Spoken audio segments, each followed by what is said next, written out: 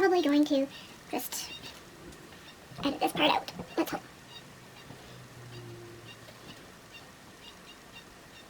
Hi everybody, welcome to Knottyyarnies. My name is Barb, and if this is the first time you've found me here, welcome. I hope you stick around and along and maybe hear some interesting stuff, and maybe not. Cut. Take two. Hi everyone! Oh, my goodness, does my voice ever go high when I welcome everybody? I don't know how many cuts I have to do every time. It's just the starting part that gets me every single time. Just a second. Take three. Hello everyone, welcome to Knottyyarnies. My name is Barb and I welcome you. If you're new here, I hope you take a second to click subscribe if you've liked everything that you've seen. And if you're returning, welcome. I welcome you back. I have so many new things to tell you about today. I'm slapping my thigh, I'm sorry. I'm a little, okay, there's a couple things you probably already noticed. The lighting, it's natural, it's daytime. For once, it's daytime, guys. I'm so excited, and I'm going to tell you why it's daytime in a couple of seconds. I hope I don't sound so excited, but just 1 second. My husband is calling. It's always kind of a given. You start recording and somebody phones. It's like you watch some of the podcasts and they're like, so-and-so, I'm podcasting. That's happening to me today. It usually happens and I usually just cut it off, but I just want to show you real life just happens. And as I was talking to my husband, he's on his lunch break. So he calls me every day on his lunch break, but I never know when it is. He's a truck driver, so it just, if say he's delivering and that they're not ready to take him. Maybe they're closed during the lunchtime for deliveries, or maybe they're closed between 2 and 3 for deliveries, whatever time it is. Or they're not even there yet. Maybe they don't open till 4 and they're not there till 3 and it happens to be 2:30, so he takes his lunch. So that's when he decides, okay, I may as well take my lunch break now. No, there's nothing else to do, so he'll take his lunch break then. So that's how that goes. So I have so much different things, I don't even know where to start this week. So what I plan to do is show you, this is kind of a summary of this podcast, how it's going to go this week. Last week was my first time doing an unstructured podcast and I really enjoyed it. I loved the way it kind of flowed, and I talked, that way I was able to kind of talk about stuff that weren't on the paper, that weren't English, whatever, what is it? So normally what I ended up doing was just telling you what was on the paper and that was it. So I wasn't expanding and explaining more things. So last week, as I was talking about a project, I felt more free. It felt more freeing to talk about other things, maybe problems that I had with the project, because it's me, or anything like, or the yarn or things like that. And as I'm writing my notes, like the night before I do my podcast, I don't think of every single thing. It's more like as I'm talking and discussing about the pattern out loud, that's when I remember. Oh, sorry guys, I'm hitting the tripod. You might feel like you're so far back, but when a tripod, it comes out like this, the legs are right here, right in front of me. So if I move, I kick it. And I love having my legs crossed and my toes right there by the third leg of the tripod, and it keeps hitting it. So I apologize in advance. There might be a lot of that. I'm gonna really, maybe I'll uncross my legs to try not to have that happen.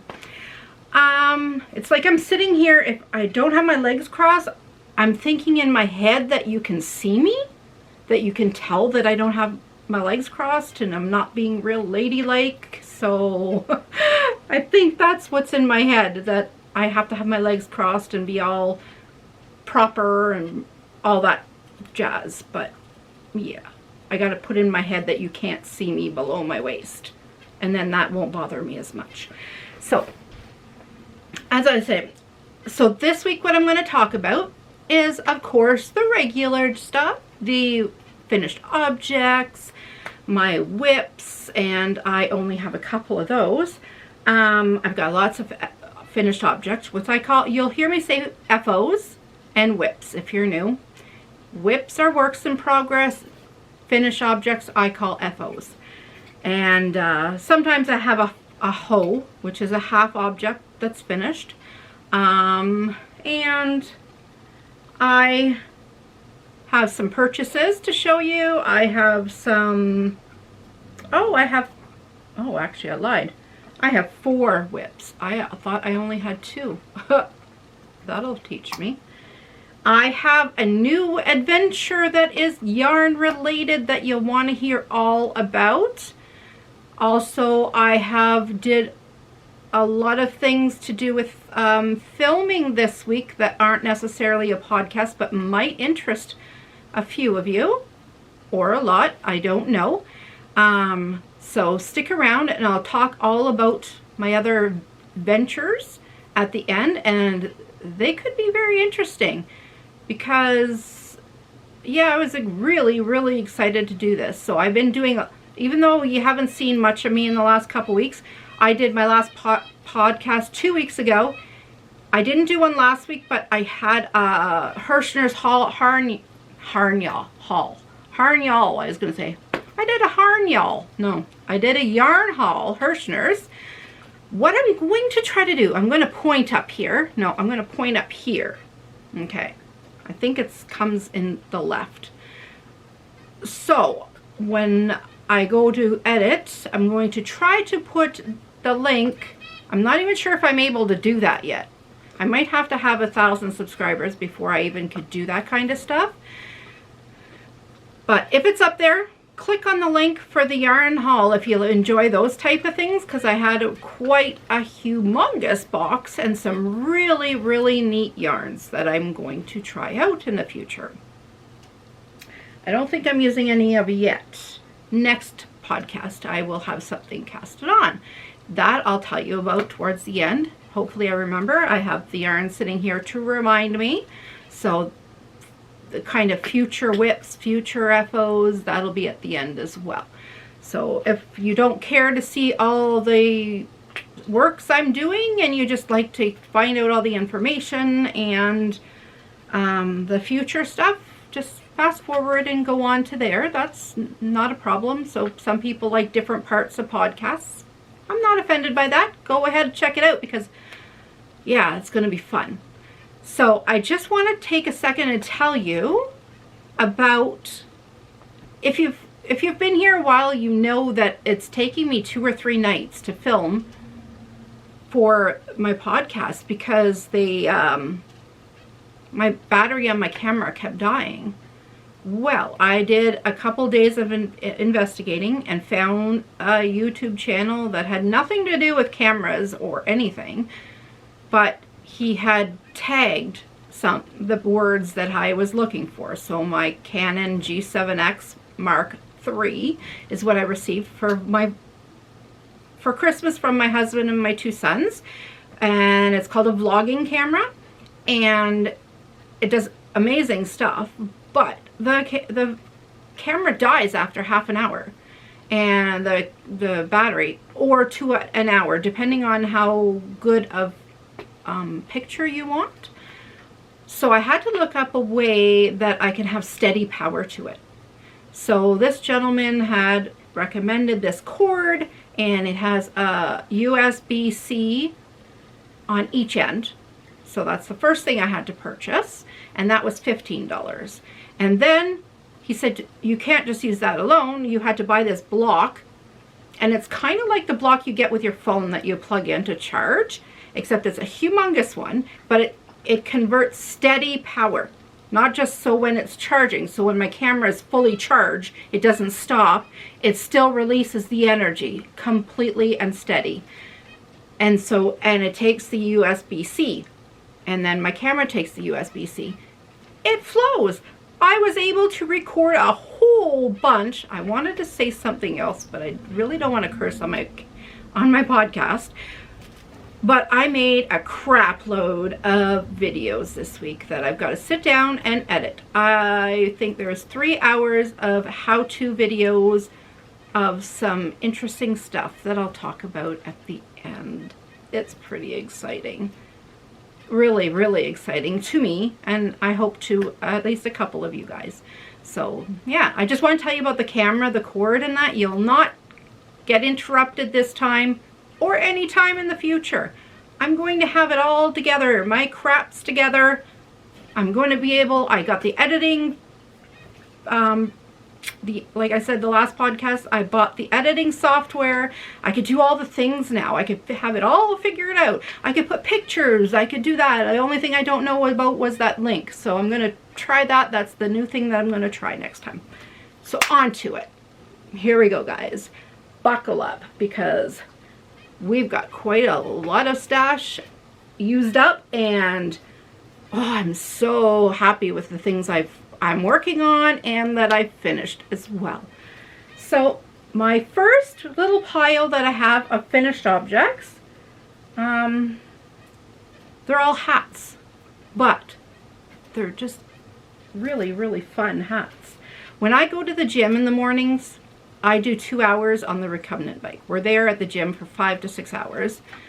I work out on the weight machines for about 3.5 to 4 hours. And then I do, because I take breaks in the middle, I walk around the gym 2 laps between sets. So, but when I'm on the recumbent bike, I'm knitting. So I'm put the tension up so it's a little harder, and I could pedal slower but still get lots of working my muscles. So that's why I get a lot of hats done, because they're just easy to do, right? So my first one, I'm using Isaac Mizrahi craft yarn from Premier. It's a number 4 weight yarn. I'm so happy. I got it so that it focused in on the yarn.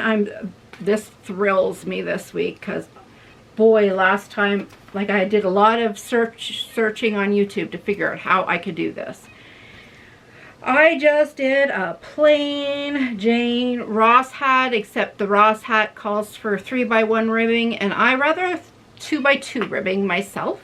I just like the look and the consistency of 2x2 ribs. So here is what it looks like.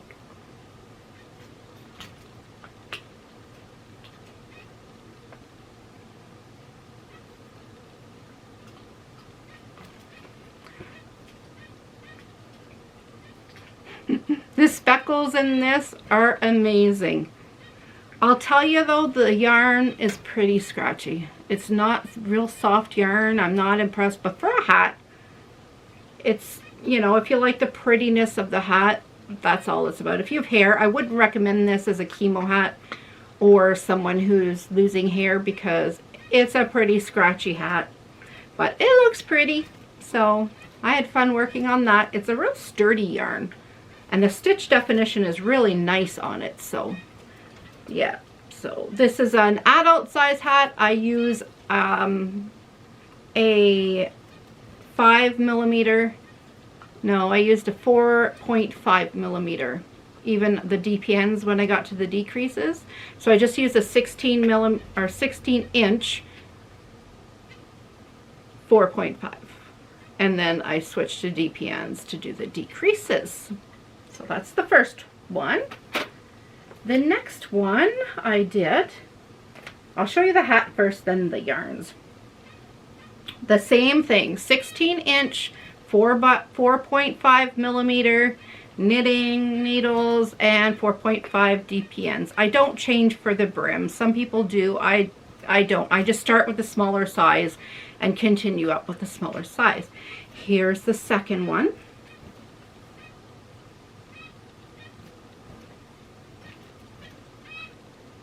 Now the bottom part is made with this Impeccable yarn, loops and thread Impeccable, in the colorway Coral Tweed.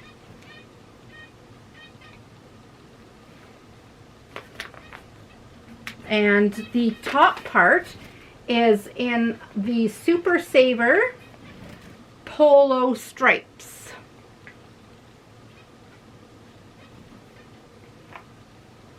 And you're going to see that Polo Stripes in another works in progress.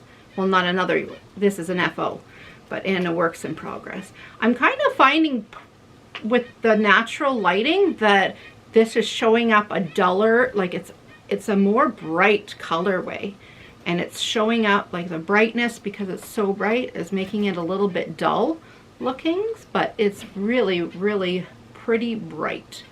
So that's my second FO.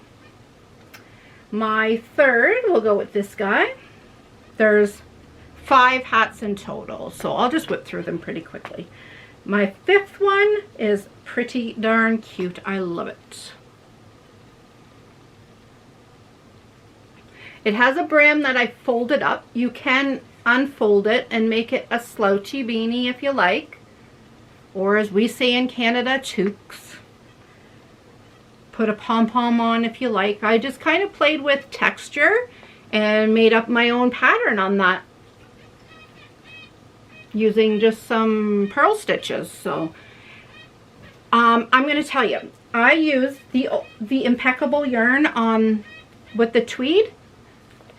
This is Impeccable yarn, and this hat that I'm showing you is also made with Impeccable yarn. But this Impeccable yarn is, I don't know how you could tell the new from the old. It is, the colorway is called Purple Bark of my hat, called Purple Bark. I'm not sure how you'd tell the old from the new. Oh, I think, here we go. Here's the older labels. Here's the newer labels. Okay, they're both loops and thread. They're both Impeccable. But I'm telling you, this is super soft. Like, it's squishy soft. It's not scratchy like the last stuff. Like, I mean, it's not as scratchy as the first hat that I made, but it's not as soft as this is. This new Impeccable, if you've been following me for quite a while, you know that I mentioned about the new Michael's yarn. It's not new, it's old. I don't even remember the name of it. Anyway, they changed, oh, Craft Smart. The Craft Smart yarn used to be scratchy, and I hated it. I wouldn't buy it or anything.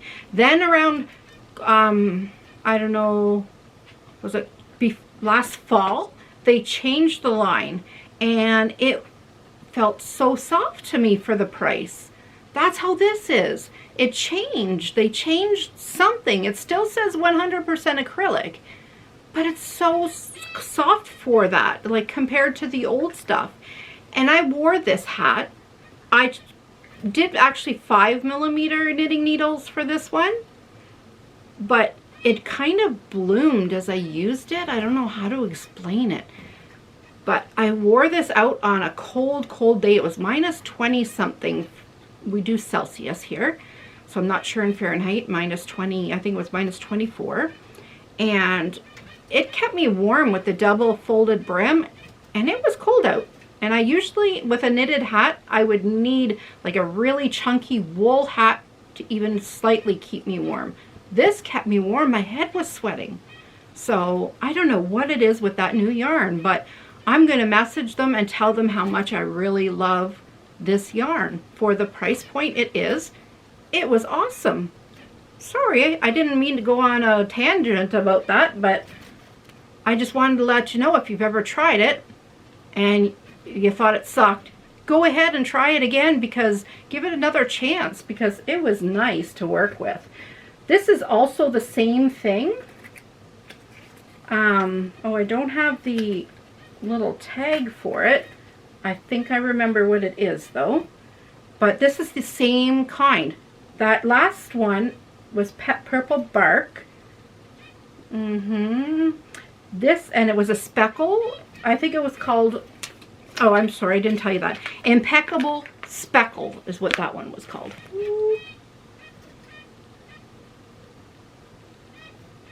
Okay, that was Impeccable Speckle. The stuff I'm using here is called Impeccable Speckle Stripes. So this is all in one ball. Look at it, even has subtle, I don't know if you can see the flecks there of colors. You sure can in the top. Look at that. See the speckle there? It's almost the specks you get from hand-dyed yarn, honestly. And it's, I mean, it's not the softest yarn out there. I'm not going to say it is. But for these cold days, and it's just really, really nice yarn, sturdy yarn. I mean, I would make a sweater out of it. It wouldn't even bother me. To me, this isn't like Red Heart's the Super Saver. This to me is a tad softer. Like on my scale of 1 to 10, 10 being the softest, I would say this is between a 6 and a 7. Honestly, it's not even a 5. So I made the brim on this one like 3.5 inches, and I made it that way so that I could kind of fold it up a little bit if I wanted to, just to have a little black brim, or I could fold it up and have a really large brim. I didn't know if a guy or a girl would want this hat, but some guys roll it up quite a lot and just wear it on the, like kind of over their ears and just cover their tops of their head. So they can do that, but still see all the speckle that's in on the hat as well. And then you get the white and the beige, and you still see all that. So that's the number 4 hat. And the 5th and final one, my sister-in-law, I made a hat for Christmas out of the exact same yarn, same colors, same everything. And luckily enough, I went to Michael's and they had another ball. But she had asked me if I could take apart her hat I made her for Christmas to make it into a messy bun hat. And if you're a knitter, you know, well, that is possible, but not an easy task. Like it would involve some cutting, some cursing, all the things. So I said, no, I would just rather make a whole new hat. So the yarn I used was that Craft Smart, the newer stuff that's soft, Value Jacquard. And the colorway is called Arizona that I used for hers. So here's kind of the colors. Boy, I got the focusing down. I'm super happy I don't have to spend hours like putting pictures in as I did the last time. What a pain in the butt that was. It really, really was. So here is my first knitted messy bun hat.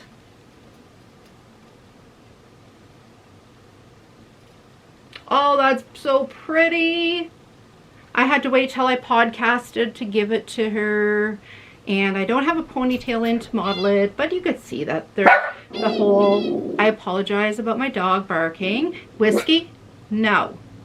The mail lady is going by and he thinks he needs to bark at the mail lady. Hey, Whiskey? No. He's actually being pretty good. Whiskey? No. Good boy. Come here. Come. Come here. Come on. So he thinks he needs to bark at the mail lady, but he doesn't need to. No. No. There. Good boy. See, say hi to everybody. See, Whiskey, look. Look over there. There's you. Oh. Oh. Yeah, because the window's open, he thinks he needs to say hello to everybody and to come see him. So we haven't went for our WALK yet today. And that'll come probably in a couple hours. Probably as I start uploading the video, I'll probably take him for one. My sister-in-law, as I said, her messy bun hat. So I will go and drop this in her mailbox. She lives right across the road from me, so that's not a problem. So in exchange for me making this for her, she asked me what I wanted for it. She knew I had to go buy new yarn, and I just asked her for something in return. I'm not going to mention it because I don't want to spoil what I'm going to talk about at the end of the video. So stick around to find out what I asked my sister-in-law for payment. that is garbage to her, but will be gold to me. Ooh, intrigued yet? Interesting. Okay, so that is, it is my final finished object, but I might show an extra one. It is something I've tested. Now, if she's published it before I get this up, I'm going to leave it in the video. If you don't see anything after the hats, that's my last finished object.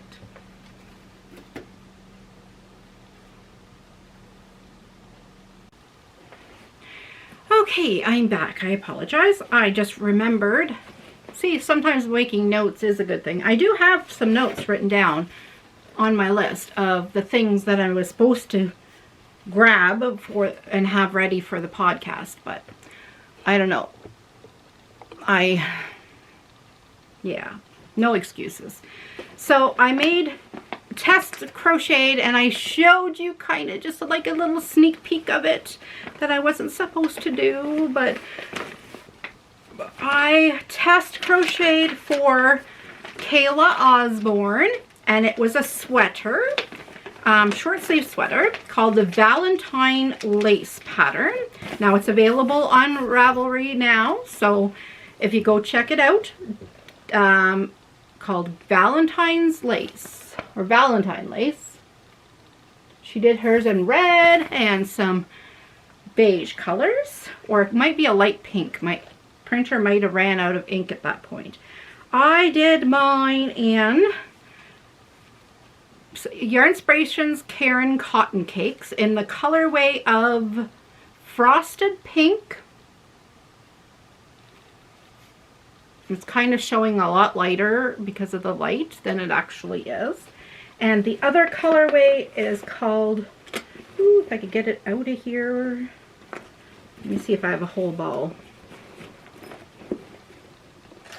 The other colorway, oh no, I don't.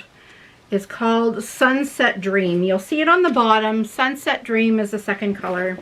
You'll see it on the bottom of the sweater, and you'll know what it is then.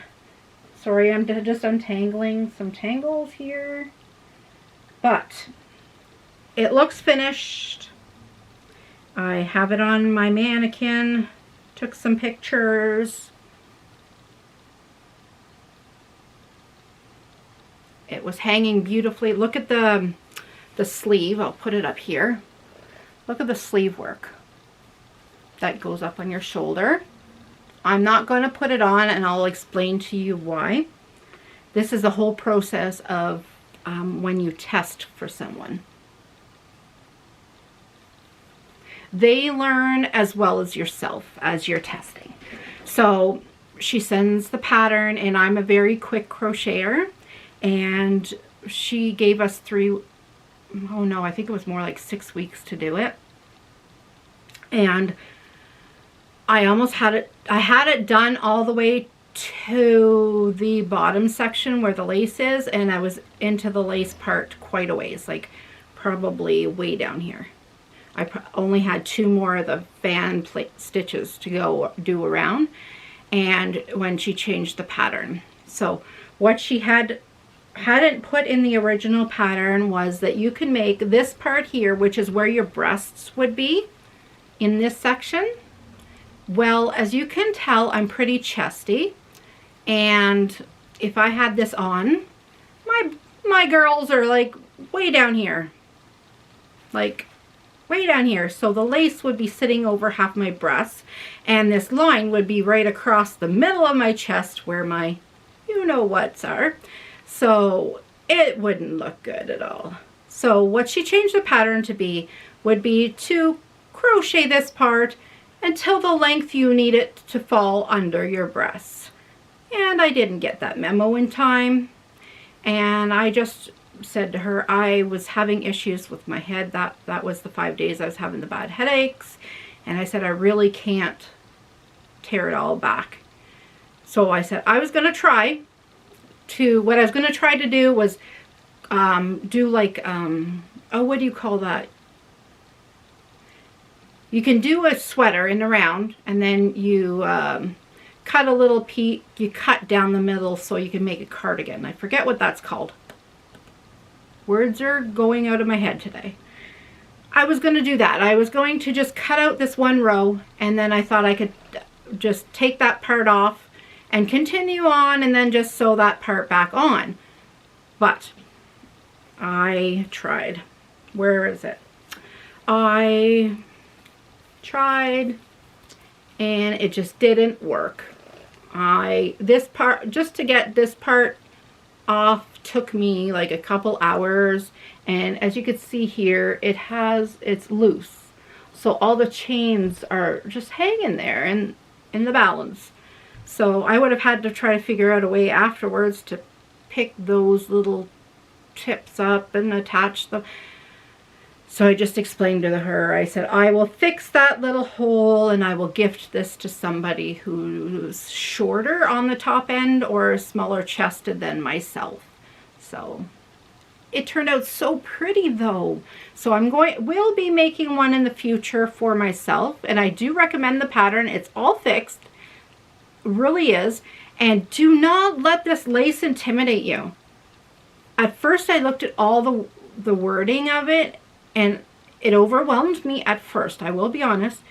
Then I remembered I heard somebody once tell me, go with your hook or your needles in hand and do one part at a time. Read what it says, do what it says, and then move on to the next part. So I was like, that makes sense. So when I was looking at the words, I can't tell you what the words are. It's a paid for pattern.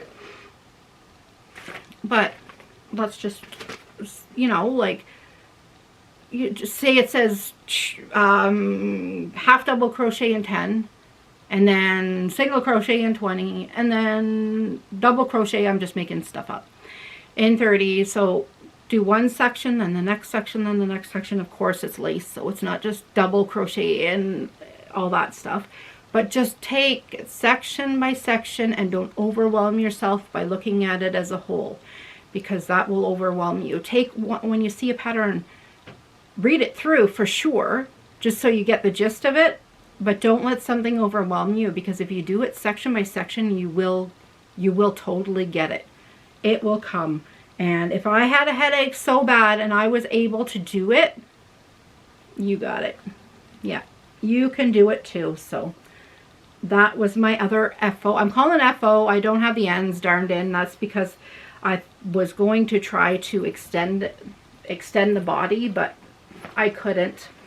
I just I tried, but now I'm going to fix it so that somebody can get some use out of it, and then I will make myself another one for the spring. So that's my last FO. I have some works in progress now, so now it's works in progress time. I just need a sip because I've been talking an awful lot. We're almost on an hour now. But, of course, I had to cut out bits and bobs and pieces. So, my next project is living in my Wild Woolies handmade bag, which I love. And this is a glow-in-the-dark bag. So, if you recognize the bag from a previous podcast, you'll know what's inside. I use this as my sock bag. I'm making a pair of socks. My second pair of knitted socks, using Loops and Thread Perfect Pair in the colorway of Born to Run. And if you know me, I love purples, and this got a little bit of purple in it, but without being too in your face purple. So my first pair I did on 9-inch circulars. So I wanted to learn how to make a pair of socks on 9-inch circulars. This year is the year for me to learn new things. A lot of new things, apparently. So I wanted my second pair to be another learning experience. So I decided I'm going to make, still going from the cuff down, I'm going to make a afterthought heel sock. So pretty much doing the cuff, and then making like a tube sock almost to the toe, and then doing toe decreases, and then putting in an afterthought heel where it goes. I haven't figured that part out yet, but I have put down where my heel is going to go. I kind of stopped and I marked it out. See, I have the pin. This will be the stitch that I cut, that the middle pin is in. I'm not sure if it's on the proper stitch. I put it through both legs of the stitch. I know you just cut either the right or the left. I'll figure that out when I watch the video. I watch Crazy Sock Lady on YouTube and she explains it perfectly. But I marked the whole stitch on each. I remember watching it through the first time that she marks the one on the one end, the one on the other end, so you stop a little bit before, so you know that you're pulling out, I guess, the same row, I guess. I'm trying to explain it properly, and here I am flubbing it up. But I'm right at the point where I start decreasing for my toe. So I did the upper part of the sock, the cuff, and the main section of my foot. So I just have the decreases. Turning out really pretty, the patterning on it, huh? Yeah, it's really pretty socks. They feel like they're going to be really nice and sturdy. So my first pair of socks that I ever made are on my feet right now. I love them. So I'm using 2.25 millimeter Chowgoos, 32-inch red lace. I don't know if you'll be able to see them.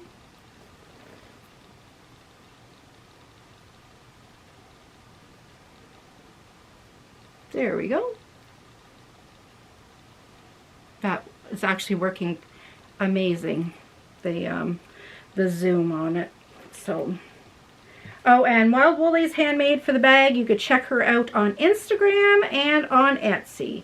Her Etsy shop is linked in her Instagram. Easy to find, well-made bags. I love them. So my next crochet is my next whip, and it's using again the Super Saver stripes in the colorway of polo stripe, the same one I showed you for the hat.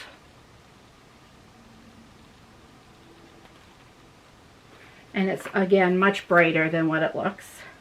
So I'm just going to show you the project and see if you can guess what it is.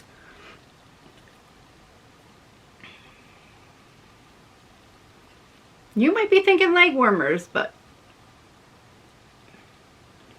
that's not right. I mean, you can. If you could totally make leg warmers with it. I'm not saying you can't, but that's just not what I'm making. I'm a type of person, I'm very cold lately, and so I thought, I have lots of shirts that I like, but my arms are always cold. Like even in the spring or even on a cooler summer day. And so I thought to myself, if you could make fingerless mitts, why can't you make something like arm warmers? But I'm actually going to make them into fingerless mitts now that I think about it. So this is what I did. Okay, it goes right up to my elbow. And I'm going to make it into a fingerless glove, I think. I can't see me wearing these in the summer, honestly, or spring or whatever, but I think I'm going to make them into a fingerless glove. And then just inside my jacket, I can wear then a short sleeve shirt, and then my arms will still be, like if the breeze blows up my sleeve, it'll still be fine because I'll be able to wear these. So try to get it done in time for the podcast. I mean, I only have about maybe 15 more rows to go. But yeah, this is my own pattern. There is no pattern. So if you're interested in knowing the pattern, let me know. I could get a few people maybe to test it out for me if you want to know what it's like. I don't know what I'll do with it after that, but yeah, because I've been writing down the instructions as I go, and also how to figure out your own measurements. So if you need to know, if you need it wider or anything, you'll know how to make it that way. So I just thought I'd use some scraps yarn up that I have hanging around just to use some up. So yeah, yeah, there's one, our project number 2, that's a whip. Is that 2? 1, 2, yeah. Yes, I said I had 4 whips. My next one, you've seen already last podcast, but it's not done yet, of course, is the Simple Hug Cardi by Cozy Up Knits. That's just I printed out, my printer was like using, I don't know, I was able to print out words, but not pictures too well. That picture turned out really well, but here's what, I don't know if you can see the picture of Katie there. It looks terrible, like, because the pattern just didn't print out very nice, but the words printed out pretty good. And I didn't want to just throw out the instructions. I don't know why it's not focusing on me. There we go. So I'll show you the progress I'm making on that. I'm using, what am I using? Karen Latte Cakes and the colorway of Pepper Ash. It calls, the pattern I believe calls for mohair and fingering held together maybe. Just one second. I think that's what it calls for. DK weight and mohair held together. You can also, it says you can also use a worsted weight or anything, but so this is actually a number 5 weight, and in my last podcast I explained how I got to do the measurements. I actually have to do the largest of sizes they have. I take a size large normally, but I'm making, they have sizes 1 to 10, and I have to make a size 10 because I'm actually decided to use a small, really small needle with the number 5 weight yarn, and because I liked the material I got from it. As I said, I'm always cold, and if I was to use the hooks or the needle size that they asked for, it was too airy for me. It was too, like, it's supposed to be flowy, but I find this very flowy is my point. So here is how it's going. I'm so excited about this. I'm almost to the part of the underarms. I think I have 1 more inch. Look, it is gorgeous. Look at the drape too. Like I said, it's beautiful and it's drapey, and so the thicker yarn, the smaller needles, it didn't matter at all. So I'm using, oh, this is a funny story. I'm using right now 6mm knitting needles. So to put on the, it's a paid for pattern, by the way, well worth it. But for the ribbing at the bottom, you use 1.5mm smaller. So 4.5mm, I cast it on the edge, and I did the whole edge. And then you switch to, I had to switch to 6mm needles to get the gauge that I wanted. And I did that, so I thought, and I knitted 13 inches of it until I noticed, and I had my 2 hooks, or my 2 needles. Oh, I'm stuck in crochet mode. I apologize, guys. And I was on the phone with my son. He called me one day, and I'm sitting there just playing with my needle tips. And I'm like, looked at them. One was smaller than the other one, and I've been knitting 13 whole inches of this sweater. And I went, what did I do? And I looked, one was 6mm and one was 4.5. I changed the same needle end twice. Somehow, I had to have, because I didn't even take it off the other one, or I took it off and then I put the same one back on that I took off the other one. It didn't do anything. Like, I changed it back to have 6mm on both ends now for the last few rows, and you really can't tell. I mean, if you're an expert, you probably could tell. Honestly, you can't tell. It's gorgeous. But the only way after I knew, the only way I could tell was because when I went back to purl, it was tighter, and that's because it was on the 4.5mm needles when I was doing the knitting. So when I went back to do the purl side, it was tight. Not so tight that I had to force myself, just tighter than what I'm used to. So my stitch marker there, the red one, is where I was the last time you've seen it, and I did all the rest to the top since you've seen it last. Yeah. And if you're wondering, these two things are they're just earplugs. I just took a set of earplugs and I use them for, I have some tip holders.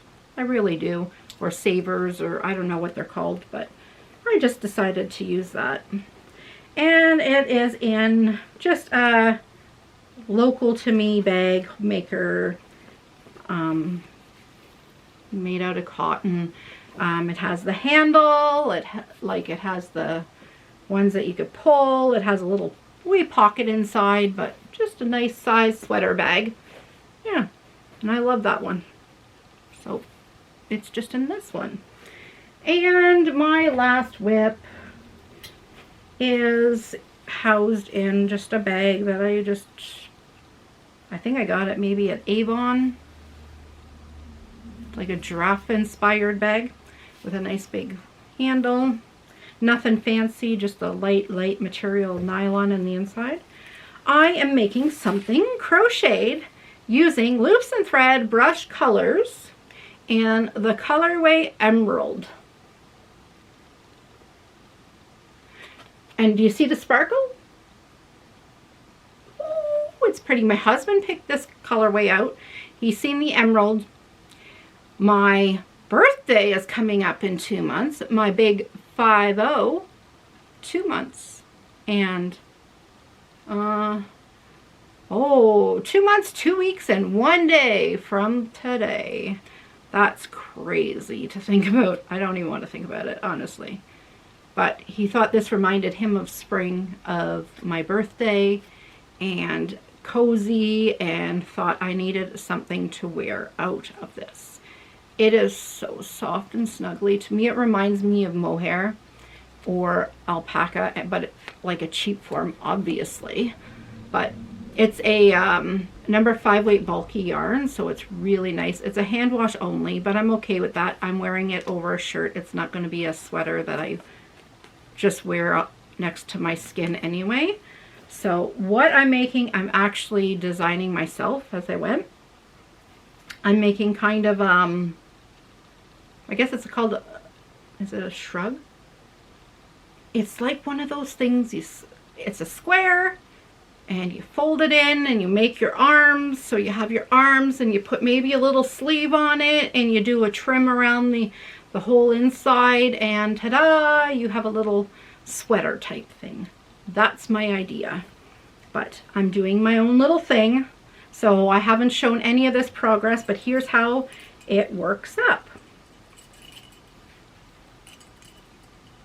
Look at the lines on there. They're just the little twigs of the different colors. As you're in the light color, there's the dark ones. As you're in the dark color, you get a light stripe. I just love it. I did a tighter weave. It doesn't have the drape as you would get with a larger needle.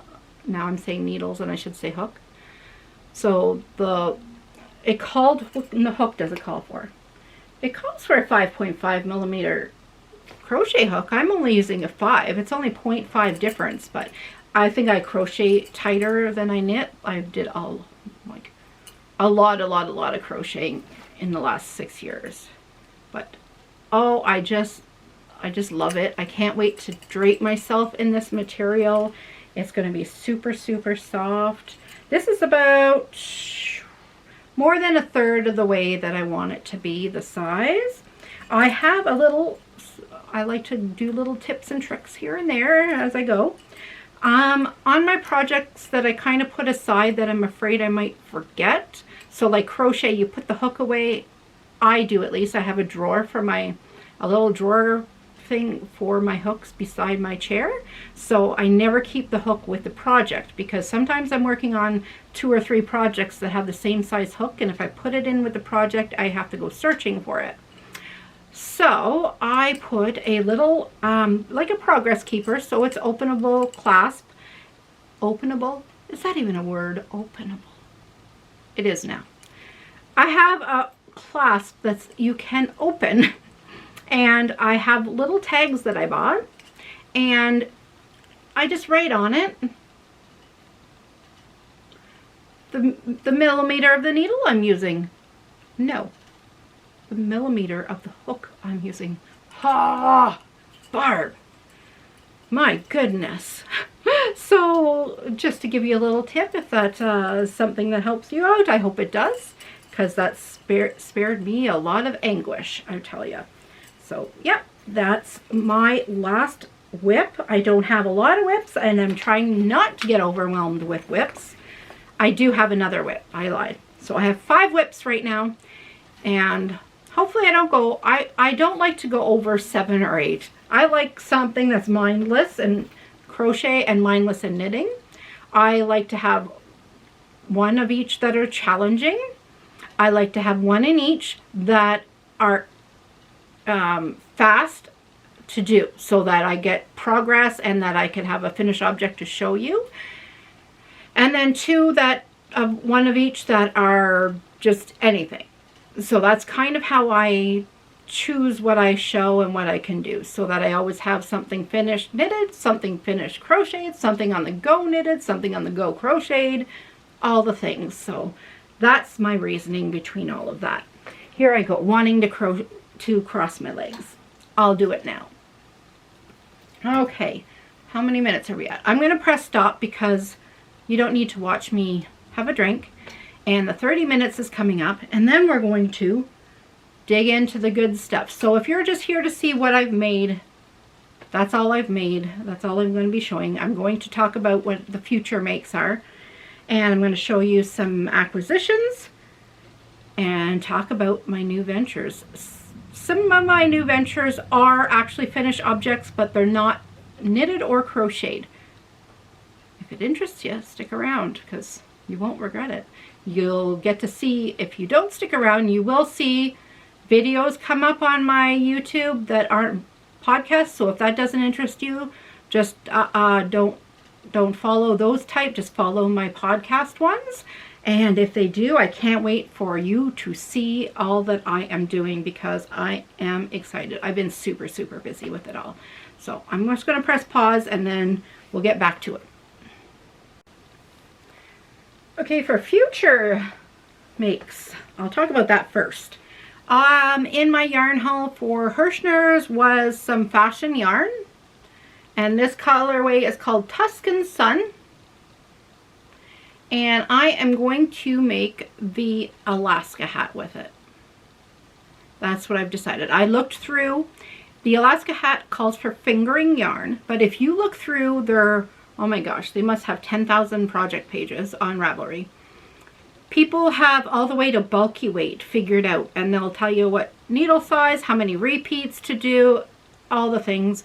I haven't found anybody that said about sport weight, but I'm going to try the size. So the fingering, I don't know remember what the fingering calls for. It's a paid for pattern, but I think I'm going to try 2.75 millimeter for the brim and knitting needles, and 3.5 millimeter for the main hat pattern.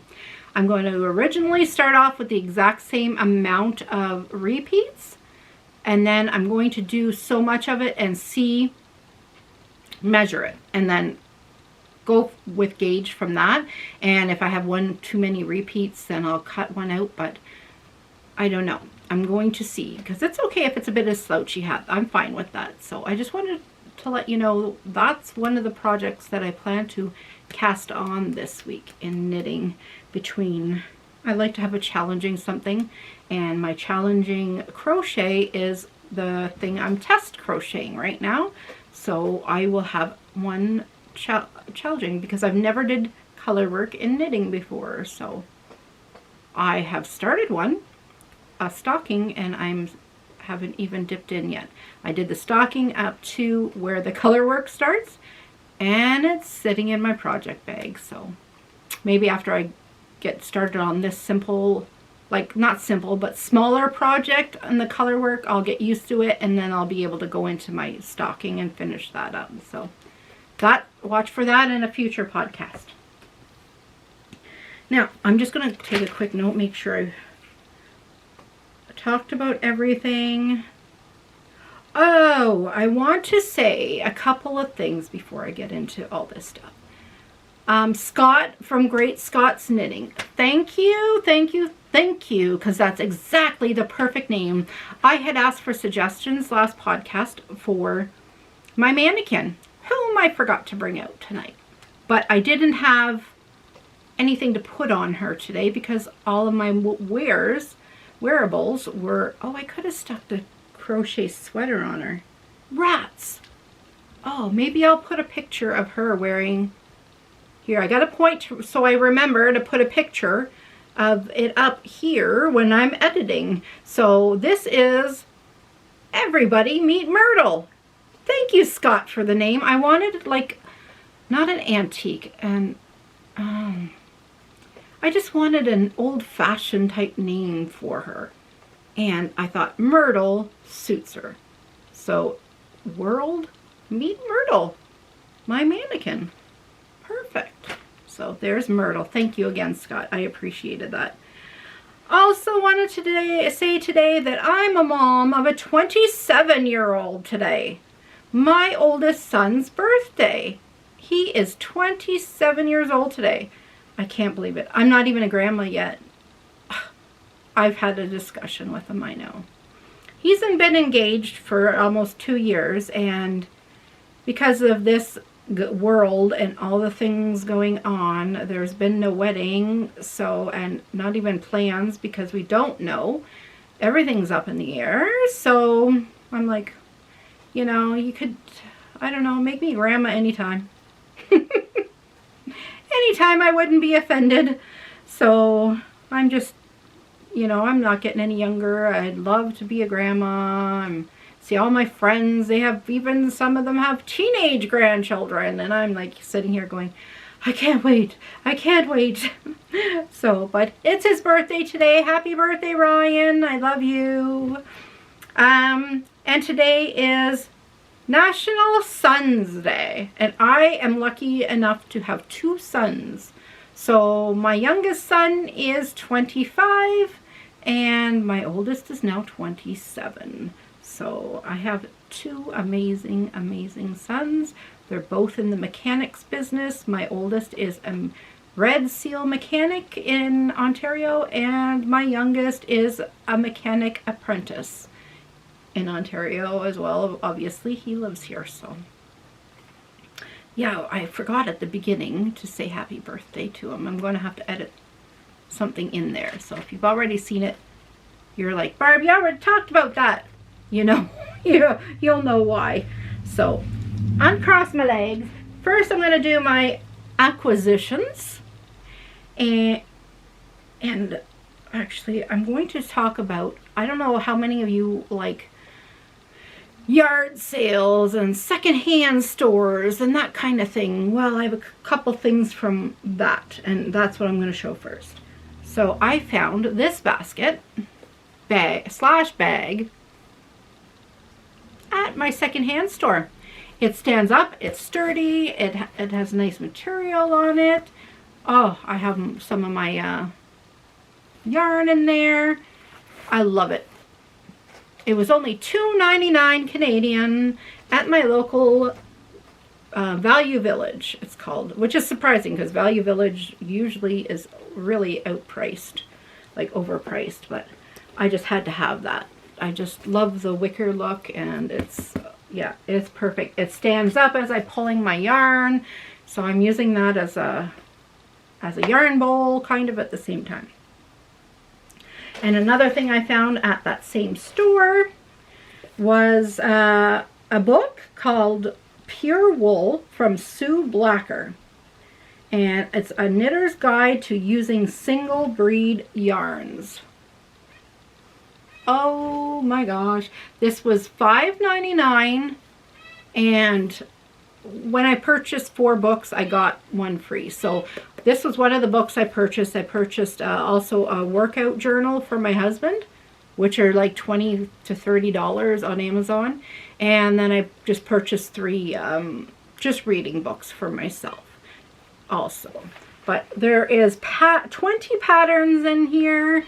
There's includes a lovely sweater. It mostly the reason I got it was because, I'll show you, because it tells you a whole bunch about yarn and wool, the wool basics, and it tells you about different breeds of sheep and what wool you get from those sheep and how to spin and beyond yarns, and just an amazing book. All different, like from before you spin it to after you spin it, and when you ply it to after you ply it to creating with it.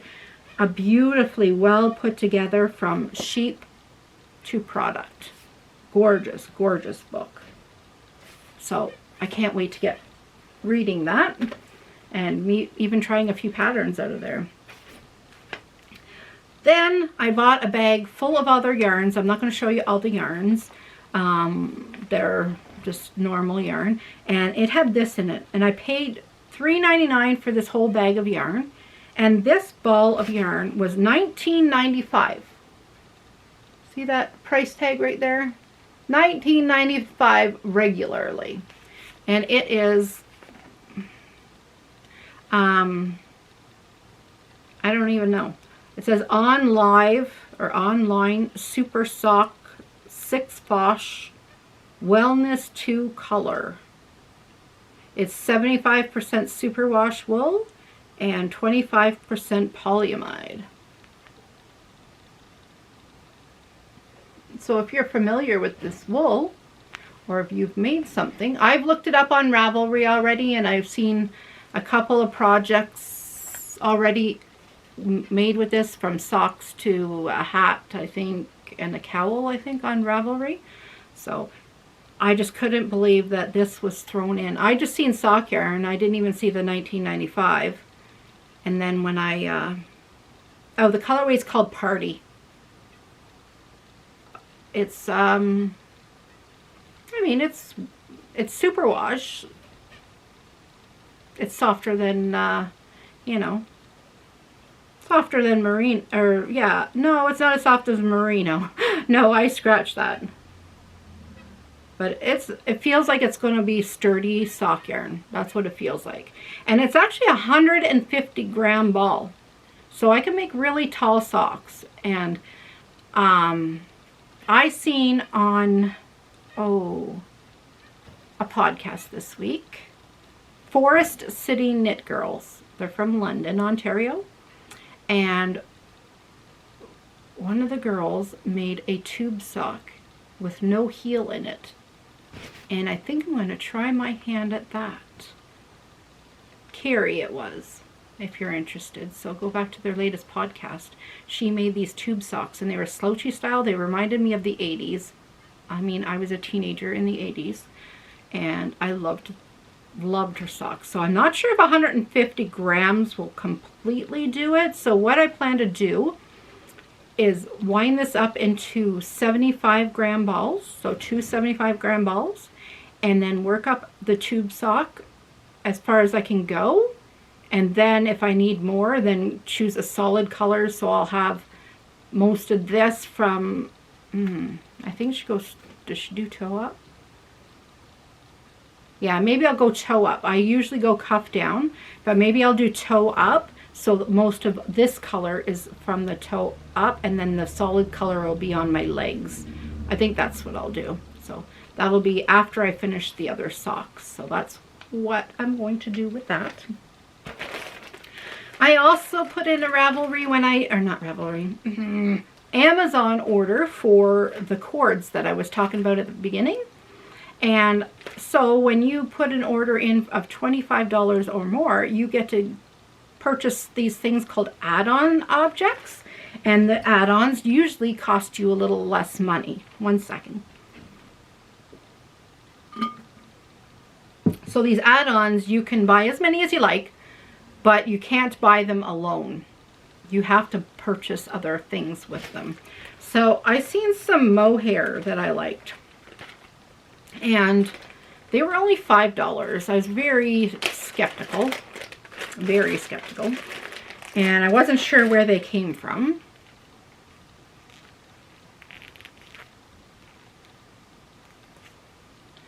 Turns out they come from China, and there's no English words whatsoever on it.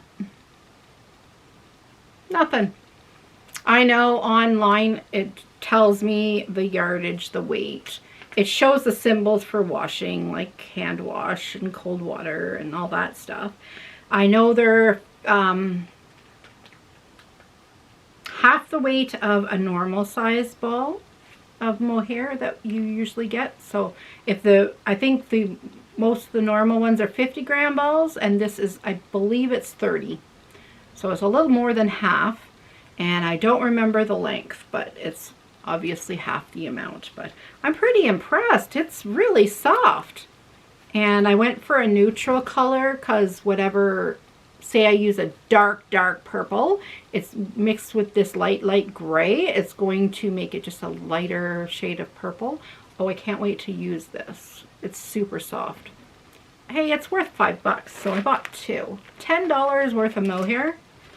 I'm going to try it. I haven't tried any yet, so I'm going to try that.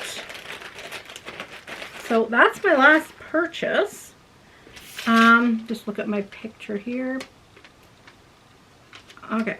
My next venture was I was going to try my hand at dyeing yarn, but I purchased 10 skeins of wool, 100% wool, if you've watched a couple podcasts ago, and I want to, like, I'm just doing it for myself. I'm not doing it to sell or anything, and I just wanted to practice. So in order to practice, I thought, I'm not going to practice on my wool that I bought, because that wool is for a certain project that I want to make myself after I get the dyeing process down. So I looked up cotton dyeing and watched a lot of ways to dye cotton.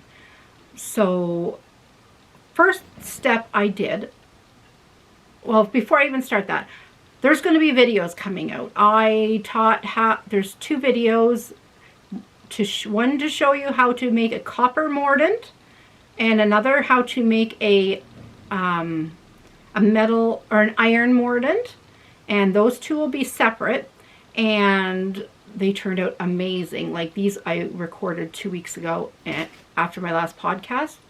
The mordants are awesome, and I just have to record the finished project to show on, and then I'll put the video together and put it out there. And then the other videos, as I did all these yarns that I'm going to show you, I recorded them all. So I'm going to put them out into YouTube land for everyone to check out. And I wanted to say how I did some of them on my podcast in case anybody's interested to watch, so they see what I do, and if you like what I do, then maybe go see how I did it. So I'm just showing you, here's the cotton. It started off in a ball, or whatever you call this, a skein or whatever. And I wanted my skeins to be 6 feet around. So my first thing was I wanted to find something that's 3 foot that I can wrap to make skeins of yarn, like this. Like these are from Speckled Finch Studios. I did not dye these. These are just something I won off of Ramona Lee's podcast.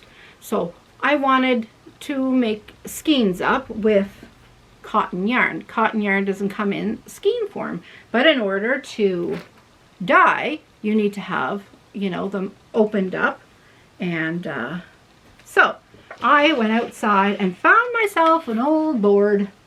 It's 3 foot long. Yeah, it's rustic looking. I should sand it down, but I just wound it around and around and around and around. I just used it way up on the top, so it was easy to come off and I didn't get splinters.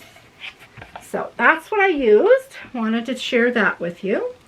And I started off with doing some dyeing of some avocados. I found avocados on the clearance rack at my local Walmart, and it was $1 for 6 avocados. I know, 6 avocados for $1. Could not believe it. So I said, I'm going to do some yarn dyeing with that. So I put my yarn into skeins, spent a night doing that, cut up my avocado. Watch the video for how I did it. I'm not going to explain it here. So I did all my dyeing, and this is how it turned out. Now everybody says you can't dye acrylic, but I got it to kind of change. The acrylic was pure white, and there's what the acrylic looks like now. The only thing is the acrylic is fuzzy now. If you can see, it's more like furry. So it kind of bloomed and frayed, and it's kind of just like a fuzzy yarn though, honestly. And it's soft. It actually softened up. I've heard a lot of people say when they try to dye acrylic, it really gets scratchy. It really softened up. So, goes to show you that. I just wanted to test it out, so I just did like a 10-gram skein of that. So then I tested, this is a white one. This was Burnett. Oh, I should have kept the tags here. Yeah, the Burnett cotton.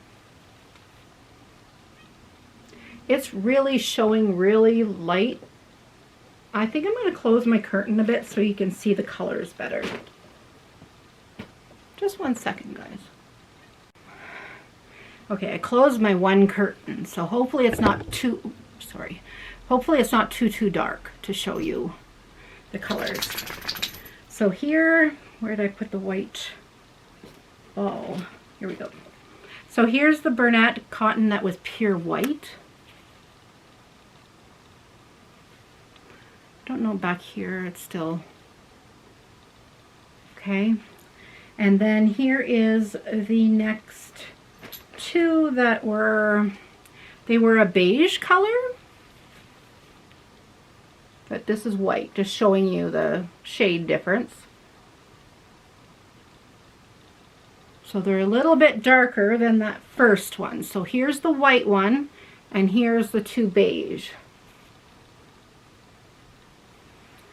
And then I got a skein of white. It was white with sparkles in it. I was surprised by this.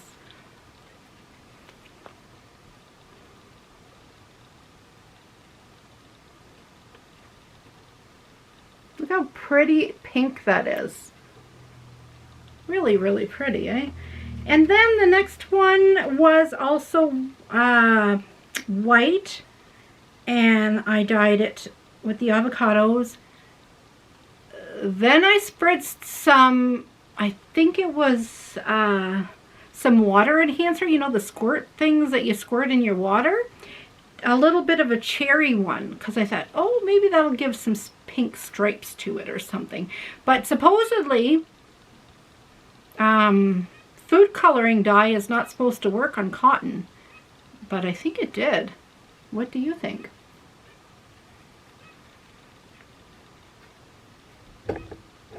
Sorry, my dog is hitting the tripod. Look at the different pinks right there.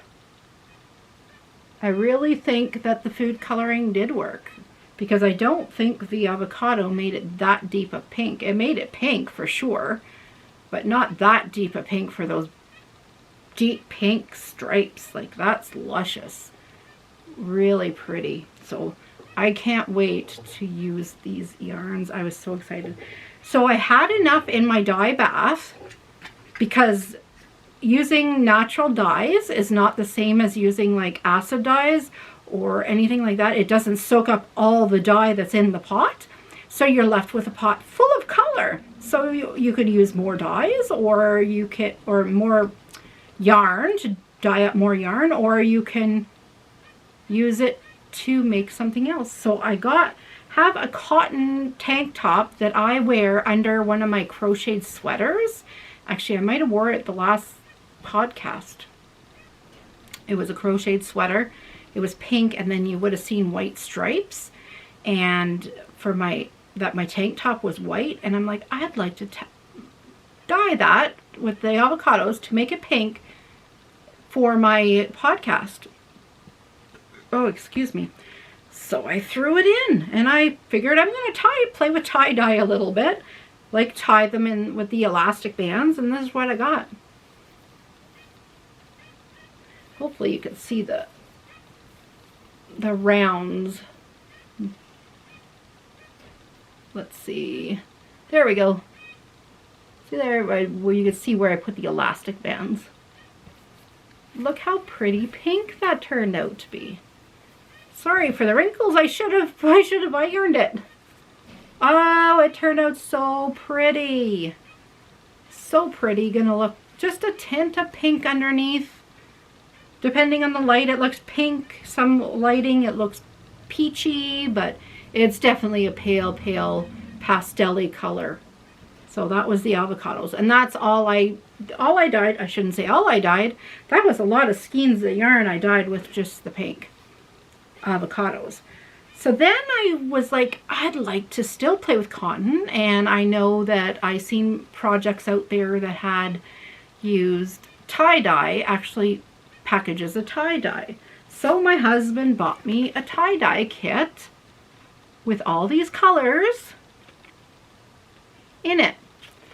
And of course, if you know me, Barb loves her purple. I also like pink, but purple is like my top. So they come with little bottles like this that you use, and it has a little wee bit. See the tie-dye powder on the bottom? You can use that for speckling, just the powder itself. I would recommend a mask and eye protection and some gloves if you're going to use that though. But I poured water in mine, okay? So I tried a purple and a pink. The pink changes the purple if you're using it at the same time. So we're learning here. So here is my first skein that I dyed up. I love it. I love this so much. Look at the tones in there. Oh my gosh. And here comes my second one, which I intentionally dyed a tint lighter, okay, because I would love to have make a tank top with 2 shades of purples. So this, what I did to get the 2 shades of purple was I used, on the first skein, I used a whole bottle of the tie-dye purple. No, scratch that. I used 3/4. It was up to about here of water filled that I used, and pink the same. I had pink was a half. That's right, pink was a half. And I used that on the first one, the darkest one. And then I took the purple and I filled it back up with water, and I left the pink the same. So the pink only had half. And I made the second one, and so it was more diluted with the purple, but I had half the pink. And I did it all over, and I'll tell you how I didn't just do it in water or anything like that. You're gonna have to wait for my video for me to show you how I dyed it, because it was really cool. And just a hint, it doesn't involve water right away. It really doesn't. So that's just a little clue. But yeah, and then I used the rest of the pink. But the pink and the purple went together and became a fuchsia color. So that's how I got the 2 different shades. They're gorgeous. They're cotton, and they'll be great for a spring summer tank top. They'll be perfect. Perfect. So I started dyeing, guys. That's my exciting news. My son went to the dollar store, got me a bunch of products that I asked for. I didn't ask him for. I had a list. My youngest son, he's oh my gosh, the biggest sweetheart. And he goes out and, you know, if I mention something, I got to be careful, because if I mention something, he goes and buys it. And so I mentioned about, okay, I need some sponge, some foam foam brushes to do some dyeing, some rubber gloves, some elastics. What else is in here? Oh, he got me protective glasses, and he got me a heavy pair of gloves, and oh, just a bunch of stuff. Some Easter egg dyes, like just a bunch of stuff. And I was, oh my gosh, I'm so thankful. Yeah, the glasses are in here, and oh, he just is so thoughtful. So thank you, Cole, for all the stuff. There's still a few more things I have to pick up, but I got some different colors of RIT dyes. It says these are for cotton, wool, nylon, and more. But I don't know if I'll use them, which I'll use them on. Probably my wool. And I'm thinking of using the purple and the black for my wool to make my sweater. I'm not positive, because I have a bunch of different, I've got fuchsia, I've got emerald, I've got tangerine, and I've got denim blue. And I'm going to start purchasing acid dyes as well. The acid dyes, they're quite expensive online. I know in the States, I looked it up for 2.5 ounces, I think it is. It's only like $4. But by the time you make an order in Canada and then pay for, you know, exchange and duty and all that stuff and taxes, it's quite up there. So, and it's probably, if my Hirschner's order took 6 weeks, so like I don't want to wait until too long for an order like that. So I might just go ahead and order 2 colors that I want on Amazon. So I don't think there's anything else in this bucket. I have everything just housed in a bucket like this. I have it all just put in, organized. Oh, I have some, also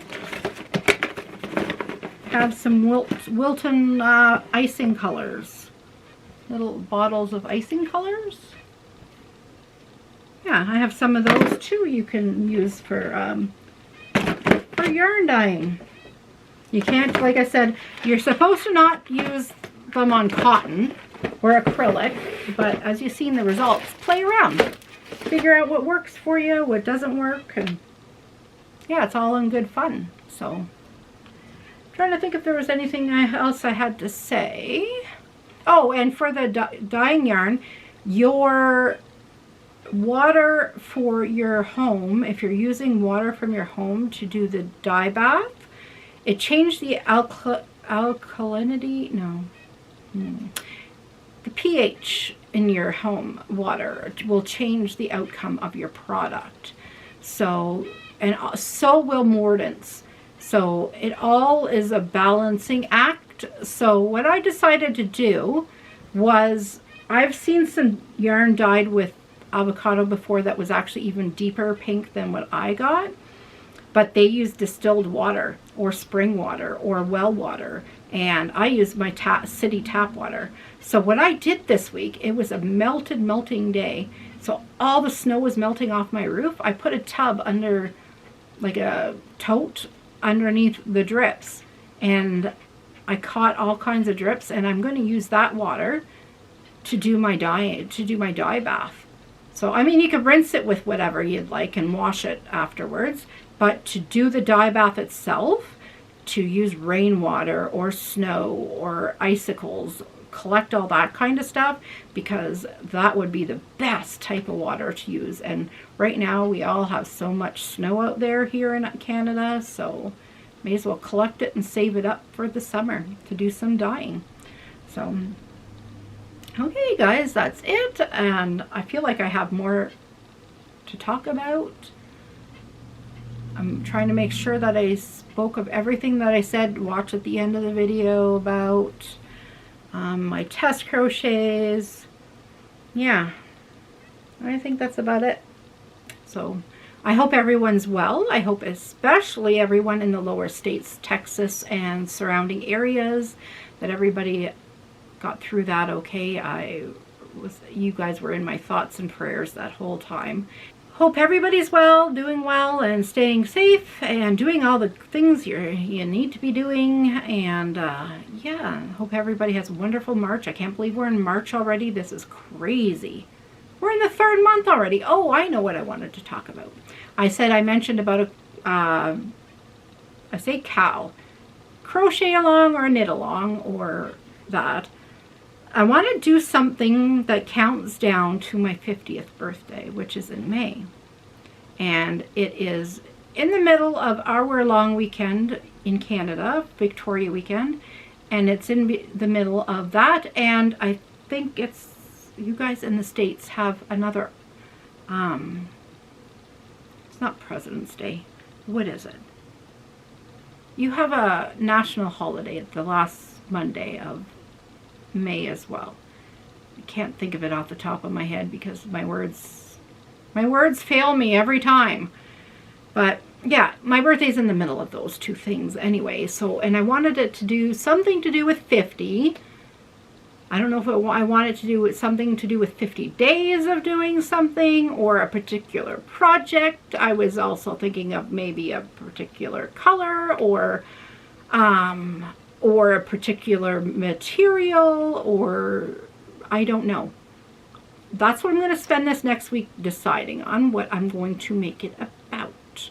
And yeah, I'll guarantee it will be, you'll be able to do it knitted or crochet. I don't think I'm interested right now in setting up a Ravelry group, so it will be on Instagram, or if you're not on Instagram, you'll be able to do something down below, like say something down below, and then email me your pictures of your finished objects. But I know I wanted to have something to do with 50 days, so it'll probably start 50 days before I turn 50, and then the draw on my birthday on the 50th day. So it'll be when I turn 50. So it's a long weekend. So we'll see.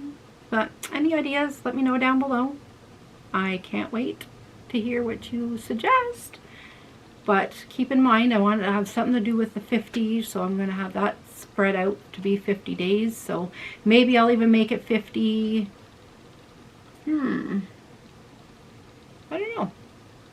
I'm not sure.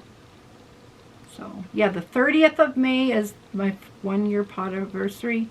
May 19th is my 50th birthday. So yes, so I shouldn't let my wheels spin on here. That's stupid. So take care, everybody. I hope you have a great week. Let me know how the lighting was, because I know it's darker now. I closed that, like the curtains, 3/4 are closed. There's just open like this much now. So I know the lighting is pretty dark now. That was to show the colors better. I don't know if it did show the colors any better than when the curtains were open. I don't know. But until the next time, everybody, I don't know how many times I have to say goodbye. Bad. So that's the thing about being here all day by yourself. That's the other thing I wanted to talk about. Remember, I had mentioned many podcasts ago that it was always dark, it was always nighttime. I was always doing my podcast like at 1 and 2 in the morning. My husband worked nights, so he would be asleep, and then when he went to work, I'd start getting everything ready, and then I would podcast. And by the time I podcasted, it was the middle of the night. My husband now works day shifts for a little while. I don't know how long for. It's a transitioning period. Their company's all trying different things, different routes and stuff. But he's actually working during the day, so I can record during the day. So I'm going to try to take full advantage of daylight time. So that's why I don't need a ring light. I don't need the lamp with the lampshade off shining. I don't need to make it really super bright, because it's beautiful sunny day out. Perfect day to podcast. So that's what I forgot to tell you. I felt like I was forgetting to tell you something. So take care, everybody, and thank you for watching. And I'd appreciate if you hit the subscribe button if you haven't already, because we're getting close, guys, to maybe another big giveaway. Take care, everybody. Bye-bye. Keep on being naughty.